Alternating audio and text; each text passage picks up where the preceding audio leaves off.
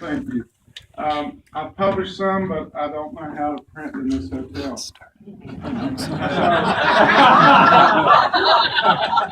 Sad. A disaster.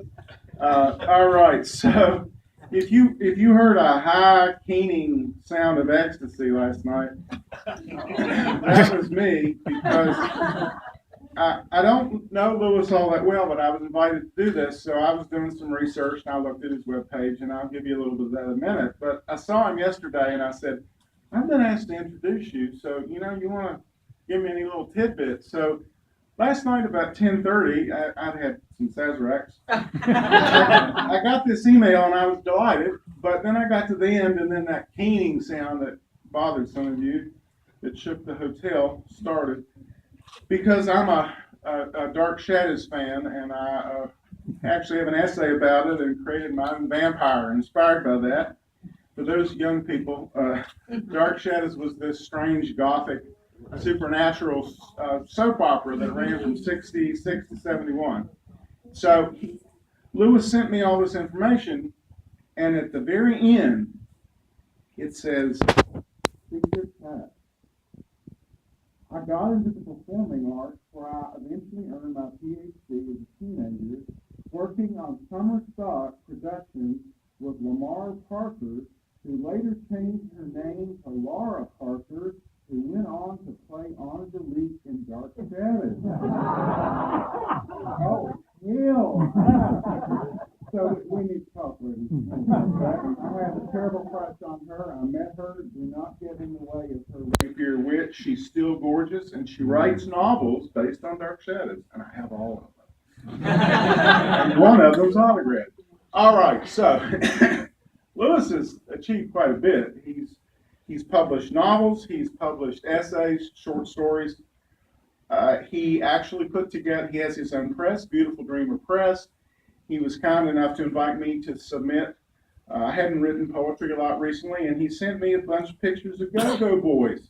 And there were some muses aplenty. And so I wrote a nasty little BDSM poem about this very hot Middle Eastern-looking young man with lots of body hair and a beard.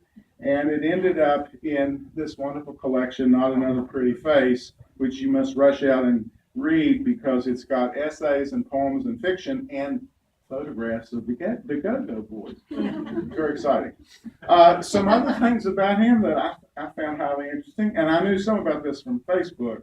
Avid swimmer. He's swimming all the time. He's winning awards. Competed in the past 2 gay games. And into Paris is coming up, right? Yes. I may be there. Are you going to be there? Yes, well, absolutely. We'll have drink.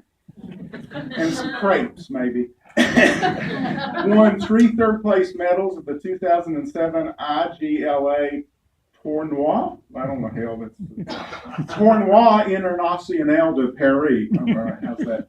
Won the gold medal in the Poetic Justice Poetry Slam at the 2002 Gay Games in Sydney. You've been all over the place. Well done. Well, but he sent me this other interesting stuff. He's been a high school teacher of speech and English, college professor of journalism and mass communication, freelance science writer, commercial actor, technical writer, and a software engineer. He says, I think I did the most good for society with my first job as the speech and drama teacher at Benton Consolidated High School in Benton, Illinois, and in my last job where I led the software team that adopted Skype's Android application for use by the blind and visually impaired. So you're all over the place in all the most positive ways. And he has been a big contributor to this particular festival, without which I think many of our lives would be significantly lessened. So let's celebrate Lewis Flint CC.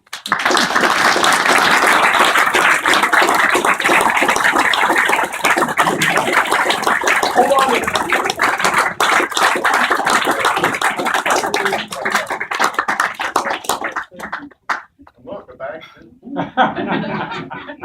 with the Beautiful Dreamer Press's logo on. I keep looking around for the little man from Price Waterhouse. Oh. I really feel like I don't deserve this, but I have to take Jericho's advice and do the end zone dance. Many of you know my middle name, Flint, is from my deceased partner, Don Flint, who passed away in 2000 from brain cancer. What you don't know is that my press, Beautiful Dreamer Press, also comes from my time with him. I was driving him to one of the many doctor's appointments, and I started singing. I was rehearsing for the Silicon Valley Games Chorus concert, and I sang Stephen Foster's Beautiful Dreamer. And he turned and looked at me and said, "You have a beautiful voice." And nobody had ever said that to me before. In many ways, this conference is like that. I don't individually deserve this award.